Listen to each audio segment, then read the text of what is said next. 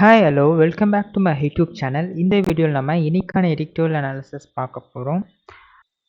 November 2 editorial analysis title பார்த்தீங்கன்னா virtue of planning. அதாவது இதில் பார்த்தீங்கன்னா 2047 2047க்குள்ளே பார்த்தீங்கன்னா இந்தியா வந்துட்டு 30 ட்ரில்லியன் எக்கானமியாக வந்துட்டு மாற்றணும் ஜிடிபி க்ரோத்லன்னு சொல்லிட்டு நிறைய பிளானிங் பண்ணிகிட்ருக்காங்க ஆக்சுவலி. ஸோ அதை பற்றி தான் இந்த பேசியிருக்காங்க. வருங்கால இந்தியா வந்துட்டு என்ன மாதிரியா மாறணும் அப்படின்ற. ஸோ ரொம்ப இம்பார்ட்டண்ட்டான ஒரு எடிட்டோரியல் இது.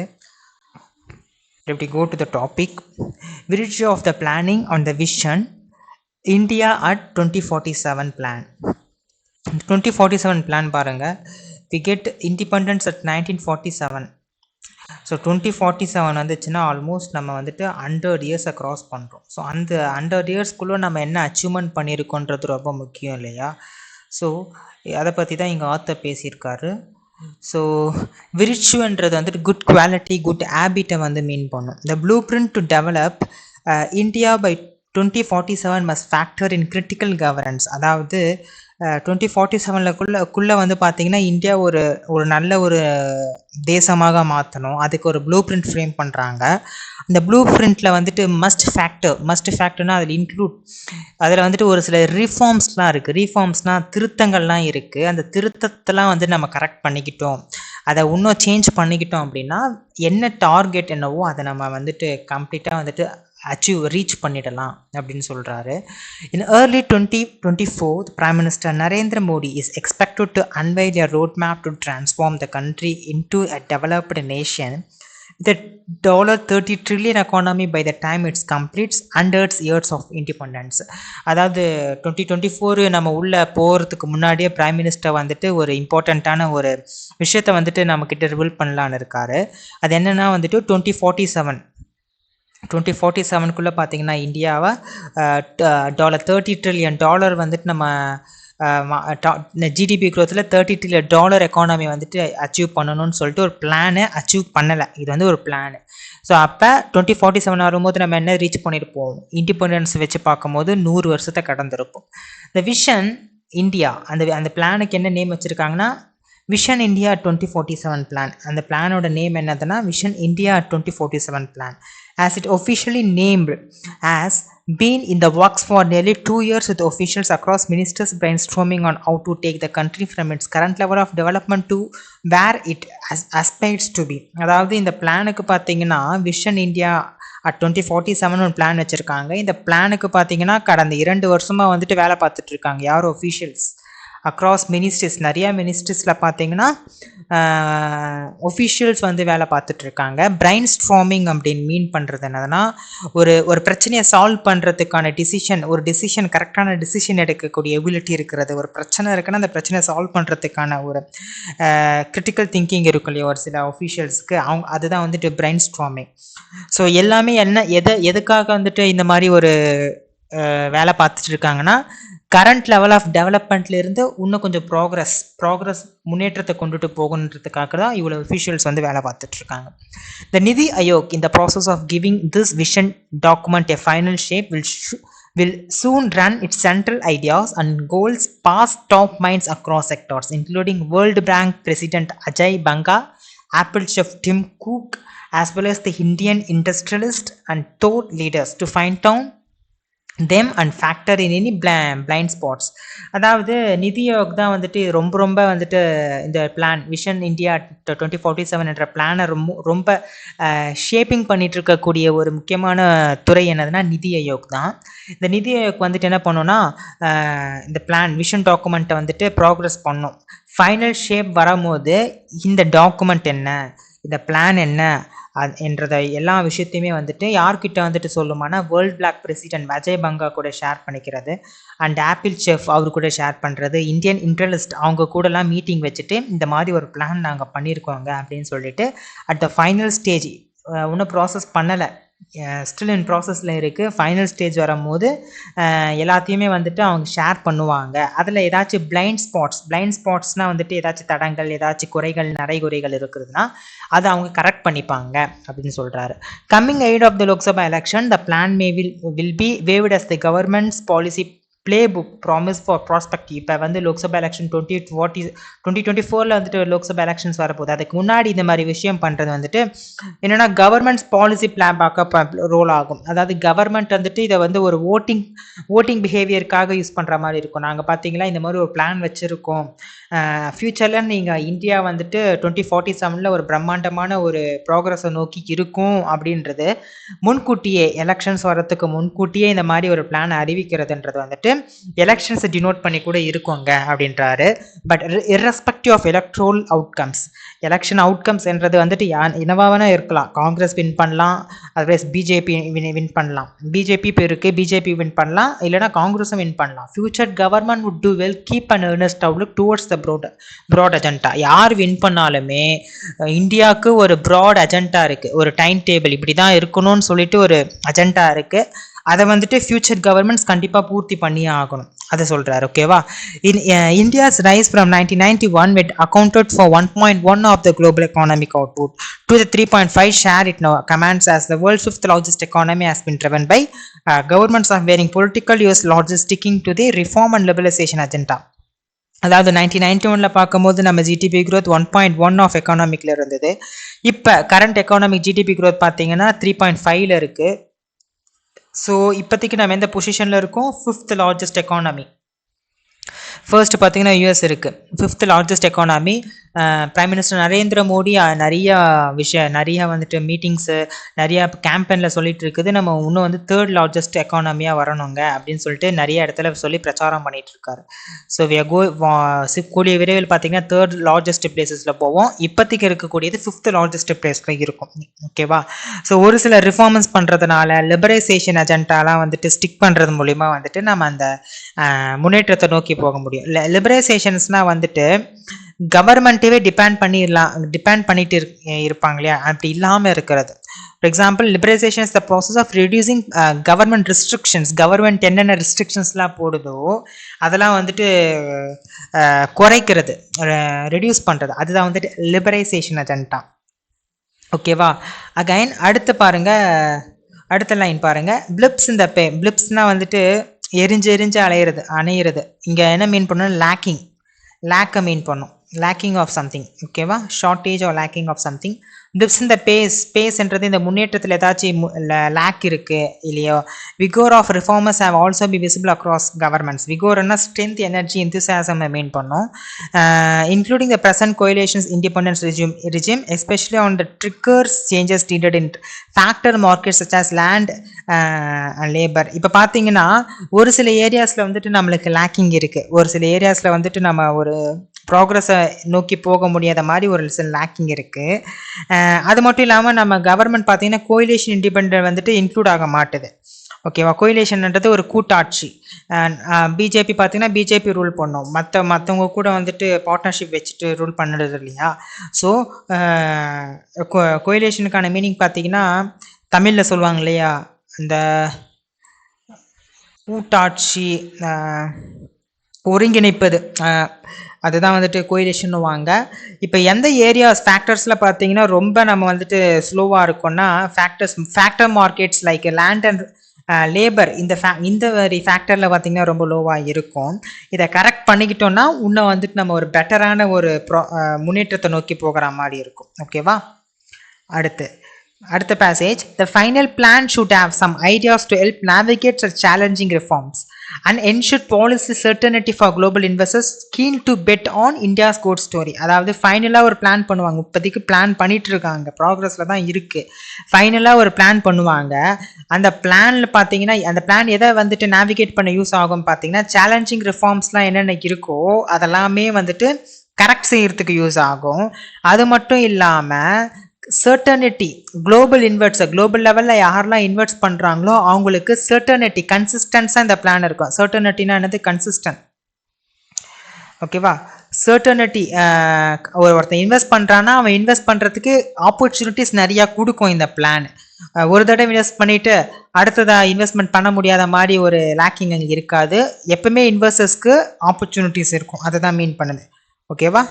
Again, minimizing the government's role to start off enable rather than a manager is another detail that would be critical, especially as some recent decisions are marked as a artwork of habits of the past, be it protections linked incentives, import licensing, or overly jurious taxation. அதாவது government ரோலை வந்து minimise பண்ற மூலியமா வந்துட்டு என்ன ஆகும்னா வந்துட்டு government வந்துட்டு என்னேபிளர் ஆகுங்க. எனேபிளர்னா என்ன, மைக்ரோ மேனேஜர்னா என்னன்றதுக்கு மீனிங் தெரியணும். ஒரு 10-15 வருஷத்துக்குலாம் முன்னாடிலாம் நம்ம யூஸ் பண்ண மொபைல் பார்த்தீங்கன்னா எங்கேருந்து வரும்னா சைனா கிட்டேருந்து தான் வரும், ரைட்? இப்போ பார்த்தீங்கன்னா நம்ம யூஸ் பண்ணுற மொபைல்ஸ் எல்லாமே மோஸ்ட்லி இந்தியாவிலேருந்து தான் நம்ம வந்துட்டு மேனுஃபேக்சரிங் பண்ணி யூஸ் பண்ணிகிட்டு இருக்கோம். ஸோ மைக்ரோ மேனேஜர்னால் வந்துட்டு அவன் வந்துட்டு ஒரு ஃபேக்ட்ரி வச்சுருப்பான், அதை உற்பத்தி மேனுஃபேக்சர் பண்ணி அதை மற்ற கண்ட்ரிக்கு இம்போர்ட் பண்ணி லாபம் பார்ப்பான், அதுதான் மைக்ரோ மேனேஜர். இனேபிளர்னால் தன்னோட சொந்த நாட்டில் சொந்தமாக கம்பெனி வச்சு சொந்த மக்களுக்காக பண்ணுறாங்க இல்லையா, அதுதான் enabler. That is the difference between enabler and micro manager. So government ரூலை மினிமைஸ் பண்ணுறது மூலியமா நம்ம இந்தியன் கவர்மெண்ட் என்ன ஆகும்னா எனேபிளராக மாறும், ரேதர் தென் மைக்ரோ மேனேஜராக இருக்காது. சில சினாரியோஸில் மைக்ரோ மேனேஜர் இருக்கும், பட் மோஸ்ட் இம்பார்ட்டன்ஸ் பார்த்தீங்கன்னா எனேபிளராக தான் இருக்கும். நம்ம நாட்டிலே என்னென்ன விஷயங்கள் தேவையோ அதை நம்ம நாட்டிலே உற்பத்தி பண்ணுற மேனுஃபேக்சர் பண்ணுறதுக்கு நம்ம தயாராகிடுவோம் அப்படின்றாரு. அதில் எந்த மாதிரியான டிபார்ட்மெண்ட்ஸில் நம்ம வந்துட்டு ரொம்ப கான்சென்ட்ரேட் பண்ணால் productions linked incentives and import licensing or over jewels taxations. Productions linked இன்சென்டிவ்ஸ்லாம் வந்துட்டு இன்சென்டிவ்ஸ்ன்றது ஒரு ஸ்கீமு, பிஎல்ஐன்னு சொல்லிட்டு ஒரு ஸ்கீம் இருக்குது. நீங்கள் வேணால் வந்துட்டு ப்ரொடக்ஷன் லிங்க்டு இன்சென்டிவ் ஸ்கீம்ஸ் போட்டிங்கன்னா ஒரு என்னென்ன ஸ்கீம்ஸ் இருக்கோ அந்த என்னென்ன டிபார்ட்மெண்ட்ஸ் இருக்குது, ஆட்டோமொபைல், அப்புறமா வந்துட்டு ஆட்டோமொபைல் இருக்குது, ஃபோனு, என்னென்ன மேனுஃபேக்சரிங் இதெல்லாம் இருக்கோ அதெல்லாமே வரும். ஸோ நீங்கள் வந்து படித்து பார்த்துக்கோங்க. A stated focus area of vision document that splits its actions points and outcomes goals into two periods, 2030 and 17-year period from then till 2047, is to ensure India does not split into middle income trap a few years from now. அதாவது இந்த 2047 பிளானை வந்துட்டு 2 விதமாக பிரிக்கிறாங்க. First பார்த்தீங்கன்னா 2030 பிரிக்கிறாங்க, அடுத்தது அதுக்கப்புறம் ஒரு 17 வருஷத்துக்கு வந்து 2047 பிரிக்கிறாங்க. ஸோ இந்த 2 பீரியட்லேயுமே வந்துட்டு இந்தியா வந்துட்டு எதில் போய் ட்ராப் ஆகக்கூடாதுன்னு பார்க்குறாங்கன்னா மிடில் இன்கம் ட்ராப். அதாவது மிடில் இன்கம் ட்ராப்னா வந்துட்டு என்ன சொல்கிறது, மீன்ஸ் ஒரு நடுத்தர இன்கம்லேயே இல்லாமல் க்ரோத்ன்றது ஹையராக தான் இருக்கணும், ஓகேவா? எப்பவுமே போல் இப்போ இருக்கிற மாதிரி இல்லாமல் இப்போ 2047 வந்து இன்கம் பார்த்தீங்கன்னா, ஃபார் எக்ஸாம்பிள் நான் சொல்கிறது, ஒரு $20 பில்லியன் சம்பாதிக்கிறாங்கன்னா 2047 பார்க்கும்போது அதை விட அதிகமாக தான் சம்பாதிக்கணுமே தவிர்த்து அதே டாலரோ அதுக்கு கீழான டாலரோ வந்துட்டு நம்ம ஏர்ன் பண்ணுற மாதிரி இருக்கக்கூடாது. அதுதான் மிடில் இன்கம் ட்ராப். அப்போ இந்த வருஷத்தில் இப்போத்துலேருந்து பார்க்கும்போது நம்ம மோஸ்ட்லி எதை கான்சன்ட்ரேட் பண்ணுறோன்னா வந்துட்டு மிடில் இன்கம் ட்ராப்பில் டஸ் நாட் ஸ்லிப் ஆகாமல் இருக்கணும், ஓகேவா? விச் மீன்ஸ் எப்பவுமே கிராஃப் இருக்குன்னு வையன், முன்னேற்றத்தை நோக்கி தான் போகணுமே தவிர்த்து ஃபால் டவுன் ஆகக்கூடாது. அது ரொம்ப முக்கியம் இல்லையா? ஸோ அதில் ஃபால் டவுன் ஆகாமல் பார்த்துக்கணுங்க அப்படின்றாரு. That requires fastening long forced structural shift in economic from farms to factories, arresting a widening trend of income equality.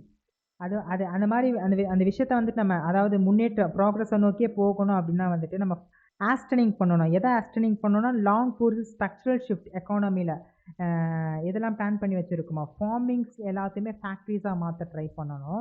அப்புறமா வந்துட்டு இன்கம் ஈக்குவாலிட்டி வந்துட்டு அரெஸ்ட் பண்ணணுங்க.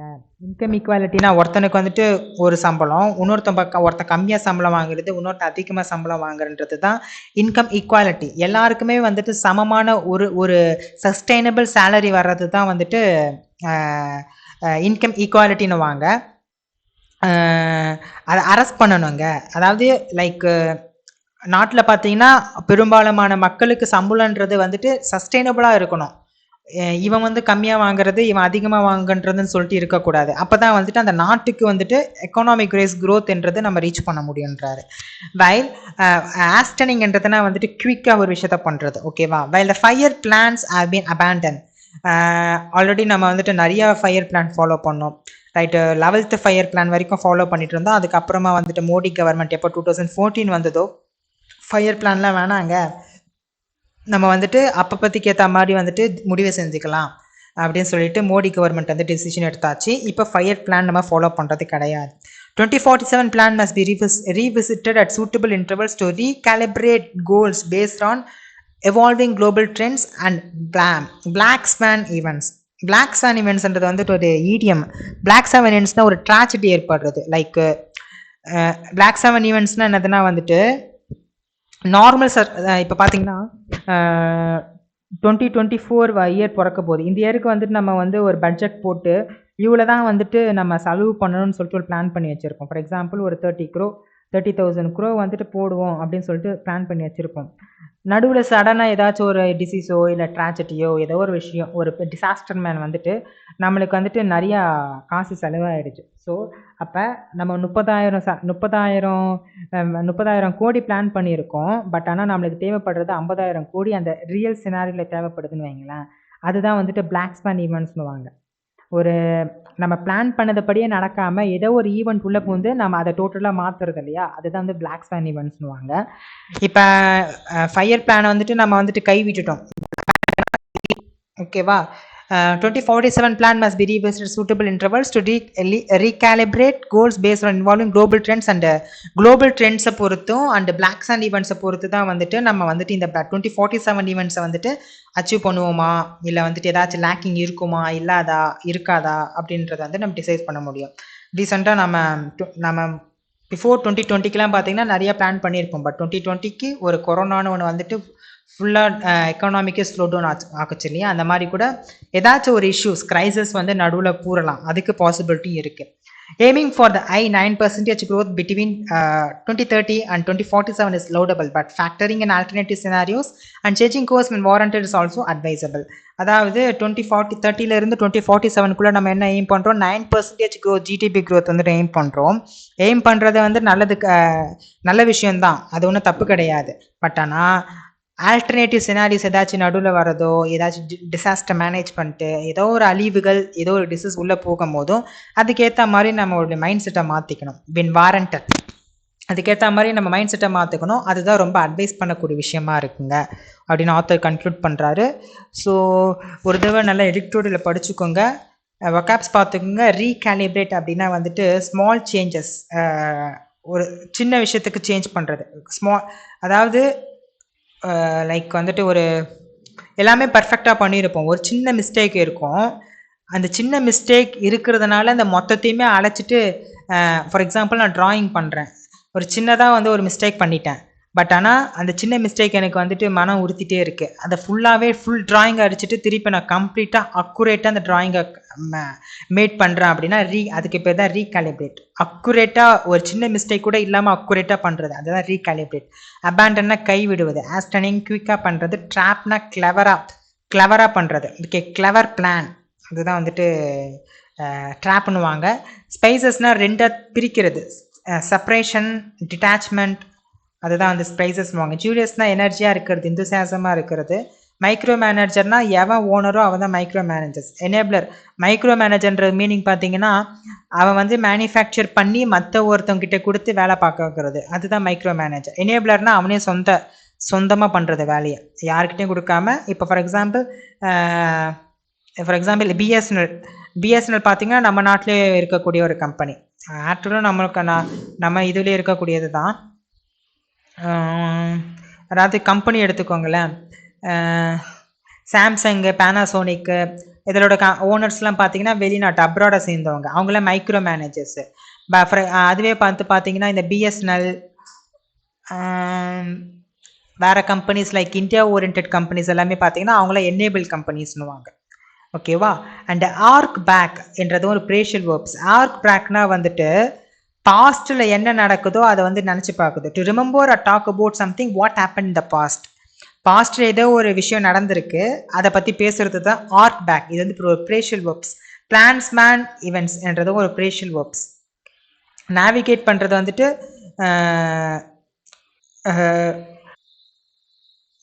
நம்மளோட விஷயம் என்னன்றதை வந்துட்டு நம்ம எதிர்நோக்கி போகிறத நேவிகேட் பண்ணுறதுன்னு. கோயலேஷன்னா கூட்டாட்சி, ஒருங்கிணைத்து வேலை பார்க்கறது. வைகர்னா ஸ்ட்ரென்த், எனர்ஜி, எந்தூசியாசம்.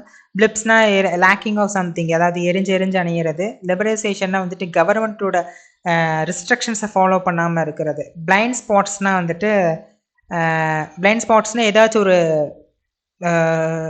ஏதாச்சும் ஒரு பிரச்சனை, அதாவது லைக் ஏதோ ஒரு விஷயம் தப்பாக இருக்குது, அதுதான் பிளைண்ட் ஸ்பாட்ஸ்னு சொல்லுவாங்க. இங்கே வந்துட்டு பிளைண்ட் ஸ்பாட்ஸ்னால் அண்டர்ஸ்டாண்ட் பண்ண ஏதோ ஒரு விஷயம் அது டிஃபிகல்ட்டாக இருக்குன்னா அதை கூட பிளைண்ட் ஸ்பாட்ஸ்னு சொல்லுவாங்க. ஃபைன் டியூன்னா நம்மளுக்கு ஏற்ற மாதிரி டியூன் பண்ணி மாற்றுறது. ஃபார் எக்ஸாம்பிள் நம்மளுக்கு ஏற்ற மாதிரி ஒரு விஷயத்த மாற்றிக்கிறது. என்ன சொல்கிறதுனா, லைக் ஒரு பையன் இருக்கான், ஒரு சின்ன பையன். அவனை வந்து படிக்கவே மாட்றான். ஆனால் அவனை படிக்க வைக்கணும்னு சொல்லிட்டு ரொம்ப ட்ரை பண்ணுறோம். அந்த ட்ரை பண்ணுறோம் இல்லையா, அதை நம்மளோட மைண்ட் செட்டுக்கு ஏற்ற மாதிரி அவனை நம்ம படிக்க வைக்கணும்னு சொல்லி ட்ரை பண்ணுறோம் இல்லையா, அதுதான் ஃபைன் டியூன். நம்மளுக்கு ஏற்ற மாதிரி அவனோட மைண்ட் செட் டியூன் பண்ணுறோம், அதுதான் ஃபைன் டியூன்னுவாங்க. பிரைன் ஸ்ட்ராமிங் அப்படின்னா வந்துட்டு கிளவரான பிளான். ஒரு பிரச்சனைன்ற போது கிளவராக அந்த பிரச்சனை சால்வ் பண்ண தெரியுது தான் வந்து பிரைன் ஸ்ட்ராமிங்னுவாங்க. அண்ட் ரிஃபார்ம்ஸ்னால் சீர்திருத்தங்கள், அண்ட் விரிச்சூட்ஸ்னால் குட் ஹேபிட், குட் குவாலிட்டின்றதை மீன் பண்ணோம். ஸோ ஒரு தடவை எடிக்டோர் நல்லா படிச்சுக்கோங்க. இதை பேஸ் பண்ணி ஒரு 5 கொஸ்டின்ஸ் பார்க்கலாம். ஸோ 5 கொஸ்டின்ஸ் நம்ம ஆர்சிக்காக தான் மெயின்லி பார்த்தீங்கன்னா எடிக்டோரியிலே படிச்சுட்ருக்கோம். ஸோ ஆர்சி பேசிஸில் ஒரு 5 கொஸ்டின்ஸ் பார்ப்போம். First question, what is the primary focus of the vision India 2047 plans are discussed in the editorial? Primary focus எதை பற்றின பிரைமரி ஃபோக்கஸ் இங்கே பற்றி பேசியிருக்காங்க அப்படின்னு கேட்குறாங்க. Reducing the government intervention in the economy, ரெடியூசிங்கை பற்றி பேசியிருக்காங்க. எக்கானமியை ரெடியூஸ் பண்ணணும்னு சொல்லிட்டு எதுவுமே அங்கே பேசலை, இது வராது.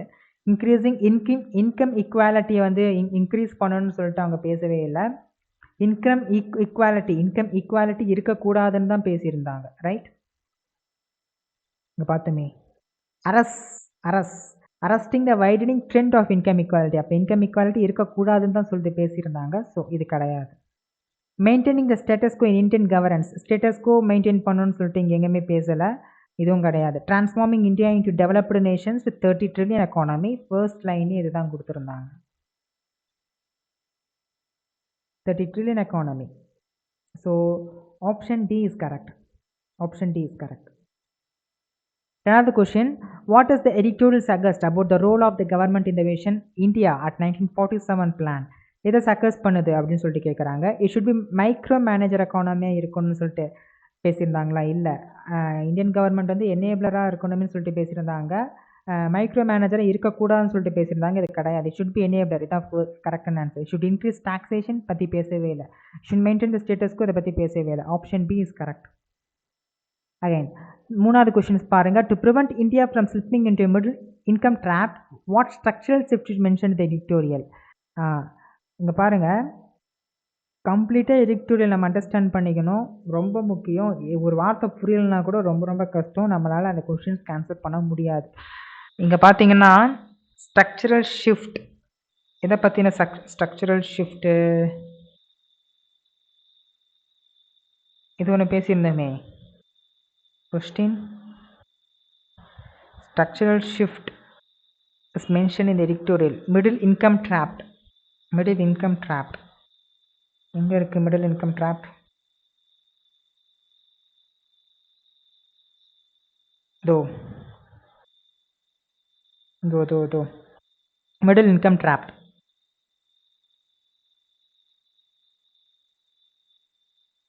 இந்த லைனை படித்தா அப்படியே நம்மளுக்கு ஆன்சர் கிடைச்சிருச்சு. என்ன சொல்லியிருக்காங்க? Slipped does not, India does not slipped into a middle income trapped few years from now.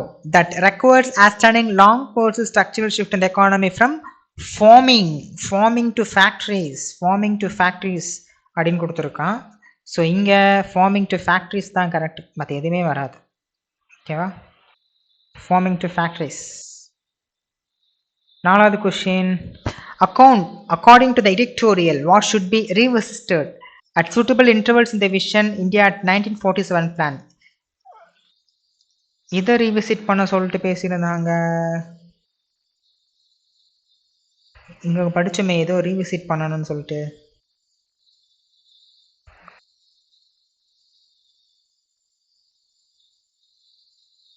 Revisit, fine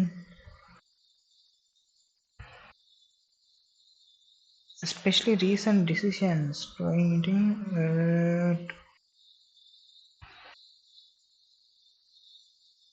arresting இங்கேயோ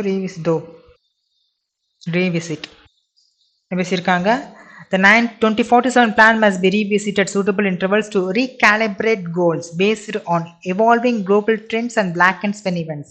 அதாவது குளோபல் ட்ரெண்ட்ஸுக்கு ஏற்ற மாதிரியும் பிளாக் அண்ட் ஸ்வென் ஈவெண்ட்ஸுக்கு ஏற்ற மாதிரியும் 2047 பிளான் வந்துட்டு பண்ண முடியுமா பண்ண முடியாதான்றதை வந்து நம்ம யோசிச்சு தாங்க பண்ண முடியும் அப்படின்னு சொல்லிட்டு இங்கே சொல்லியிருக்காங்க. இங்கே ஆப்ஷன்ஸ் என்ன கொடுத்துருக்காங்க, டேக்ஸ் ரேட்ஸை பற்றி ஏதாச்சும் பேசியிருந்தாங்களே இந்த லைனில் பேசலை. கவர்மெண்ட் ஸ்பெண்டிங்கை பற்றி ஏதாச்சும் பேசியிருந்தாங்கன்னா பேசலை. இன்டர்நேஷ்னல் ட்ரேட் அக்ரிமெண்ட் ஏதாச்சும் பேசியிருந்தாங்களா பிளான்.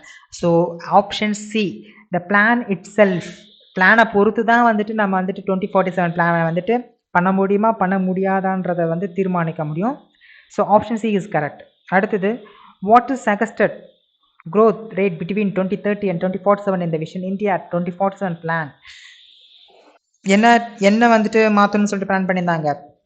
9% growth எய்ம் பண்ணியிருக்காங்க. 9% growth. ஸோ 9% வேறு எதுவுமே கிடையாது. So 9% growth. editorial ஒரு தடவை நல்லா படிச்சுக்கோங்க. 5 questions பார்த்துட்டோம். If you have any doubt please comment. அடுத்த ஒரு editorial மீட் பண்ணலாம். தேங்க்யூ.